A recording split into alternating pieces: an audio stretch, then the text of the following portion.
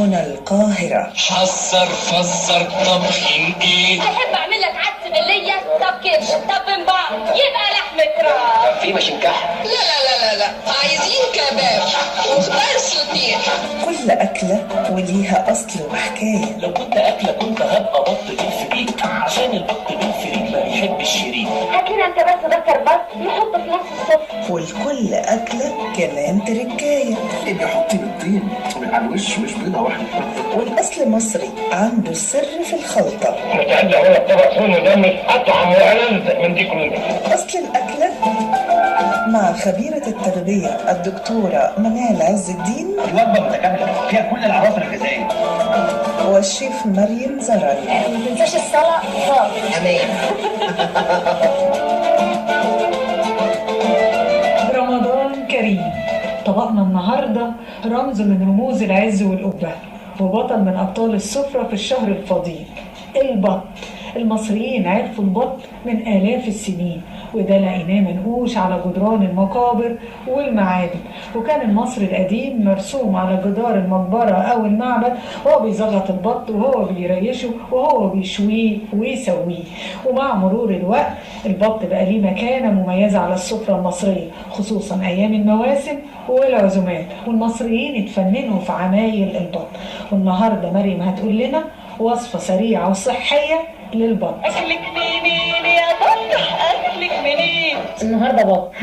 احنا اول حاجه بنجيب البطه بنغسلها كويس جدا. في ناس بتحط عليها خل، غلط جدا. لا، لازم نخلي بالنا منها، نسطر عليها بس استثمار موجود في البيت. بس اول حاجه دقيق وليمون بس، لا نحط ملح ولا نحط خل. بتتغسل كويس قوي، وبعدين بنكون محضرين بصله مبشوره عليها ملح وفلفل وفصين حبهان ونقطه ليمون صغيره، نقطه واحده بس. وبعدين هنحط الحله بتاعتنا على النار، نقطة سمنة صغيرة جدا جدا. الحلة فاضية مفيش حاجة. الحلة فاضية. تمام. احنا هناخد البصلة اللي احنا عملناها ونحشيها جوه البطة. تمام. البصلة دي بتدي اللحم كله الطعم، لأن البط معروف إنه بيكون تخين وزنه تقيل. ده حقيقي. بتلاقي الصدر بتاعه التتبيلة مش واصلة لحد جوه، فدي بنخلي التتبيلة في البطة كلها. تمام. هنحطها نقطة مادة دهنية صغيرة، وهنحط البطة، وهنكون برضو محضرين بصلاية صحيحة وورق لورا وفصين حبهان 3 كمان ملح. تمام.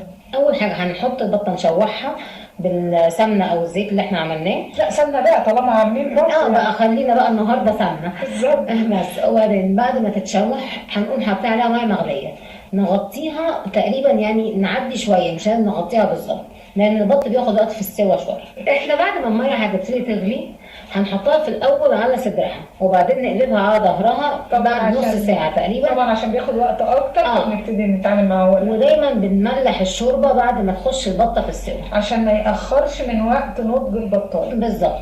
وبعدين هنيجي نحمرها في ممكن نحمرها بالفرن، هتبقى احلى. هي اصلا في ماده دهنيه برضو، خلي بالك، يعني بالظبط. بتساعد ان هي تتحمر منها في نفسها كده. احنا ممكن نعملها بطريقه حلوه جدا. التحمير بتاعها لو دهناها فص ثوم بمعلقه زبادي بطماطميه مضروبه، تمام، وحطيناها كلها وحطيناها في الفرن، هتبقى لونها ذهبي وخفيفه. وهنشيل برضو، هنحد شويه من تقلها لان هي فيها دهون اصلا. لا معاكي حتة بطة مني. أنت ما خدتش بط؟ الراجل الكريم ده أكل كل البط. محتاجه ان الواحد يمشي له 2 كيلو بعد ما ياكلها. انا كنت عايزه اسالك بقى ازاي نعمل رياضه في رمضان؟ الرياضة ليها وقتين في رمضان، هي قبل الفطار بشكل مباشر، يعني الساعة اللي هي قبل الفطار.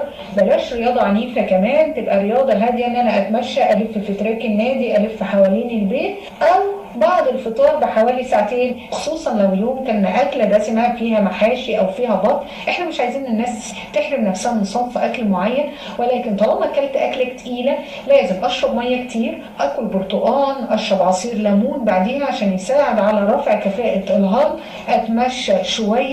فالرياضه من الحاجات المهمه جدا في الشهر الفضيل. وعلى فكره البط من الاكلات اللي مفيده صحيا، خصوصا لصحه الحوامل، لانه غني بالسيلينيوم، غني بالزنك اللي بيقوي المناعه، ومفيد جدا لصحه الغده الدرقيه، ومفيد لعلاج الانيميا، وغني بالكالسيوم المفيد لصحه العظام والاسنان. ولكن مشكلتي مع البط ان نسبه الدهون عاليه فيه، فمريض الكوليسترول ياكل وما يكترش، وفي صحته ما يفرطش. مش مهم تاكل غالي او رخيص، المهم انك تتمتع بالاكل. أصل الأكلة. دكتور نصيرة. كلمة إخراج رانيا مجدي. كان نفسي اعزم اصحابي مش ياكلوا ويتفرجوا بس.